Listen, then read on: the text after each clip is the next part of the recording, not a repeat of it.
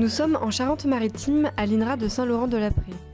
Dans un contexte de redéfinition d'un projet d'unité, l'unité Saint-Laurent a souhaité expérimenter le jeu de territoire, un dispositif conçu et animé par l'UMR Métaphore de Clermont-Ferrand.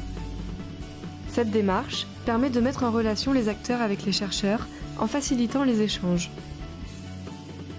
Le directeur d'unité du domaine expérimental de Saint-Laurent-de-Laprée, Éric Kerneis, affirme l'importance que le projet de recherche à venir soit intégré dans son environnement avec les acteurs locaux du territoire sur lequel il travaille.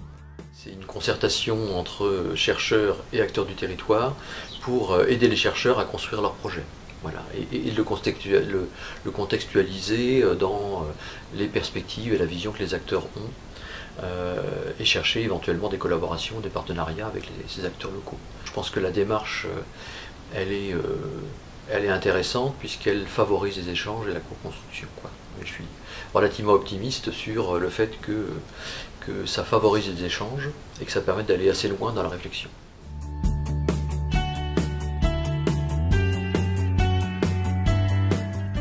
La journée du 10 mai a rassemblé à la fois les agents de Saint-Laurent, mais aussi des partenaires extérieurs. Parmi eux se trouvent des représentants de l'État, avec des personnes de la Direction départementale des territoires et de la mer, mais aussi des associations de protection de l'environnement, comme la Ligue pour la protection des oiseaux.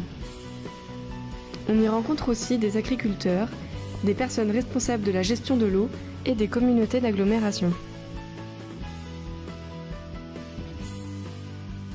Tous ont des choses à dire ou à revendiquer par rapport à leurs activités, à la gestion du territoire, à la protection de l'environnement. Aujourd'hui, le jeu se déroule par petits groupes. Chacune des 3 tables accueille 8 joueurs, moitié chercheurs, moitié acteurs.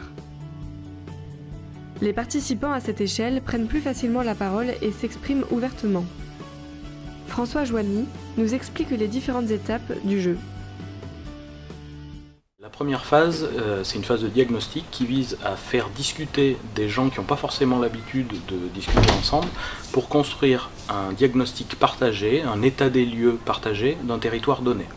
La deuxième phase, c'est une phase de scénario, donc pour construire une vision prospective qui s'affranchit de toute contrainte pratique et qui vise là à faire imaginer, toujours à ces mêmes groupes de personnes, leur faire imaginer vers quel futur ils souhaitent aller, donc quel futur idéal ou au contraire quel futur catastrophique ils arrivent à imaginer.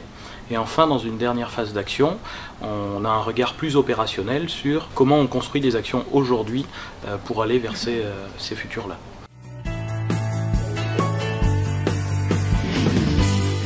Aujourd'hui, il est important pour les chercheurs d'intégrer les acteurs du territoire dans leur démarche scientifique.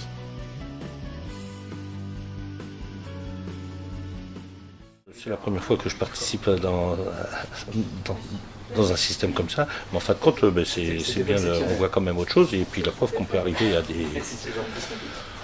C'est pas très compliqué, quoi. Voilà, et puis ça, on se casse pas trop la tête.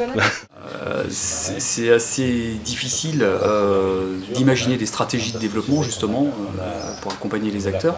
Et donc le fait de participer à des réflexions comme celle-ci, de partager les points de vue, les diagnostics, et en fait ça permet de définir des politiques. Et donc c'est enrichissant à chaque fois parce qu'on se nourrit des approches des spécialistes qu'on peut rencontrer au travers de ces journées.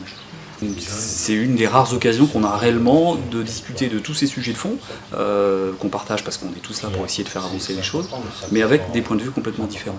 Donc la méthode jeu, que je ne maîtrisais pas, c'est la première fois que je participe à une démarche comme celle-ci, et permet vraiment de mieux comprendre ce que peuvent avoir les autres en tête et comment on peut ensuite aller vers un objectif commun. Le jeu de territoire est donc un outil de plus en plus utilisé à l'INRA. Mais pour la première fois, celui-ci est mis à la disposition des chercheurs et des acteurs pour la définition même d'un projet de recherche.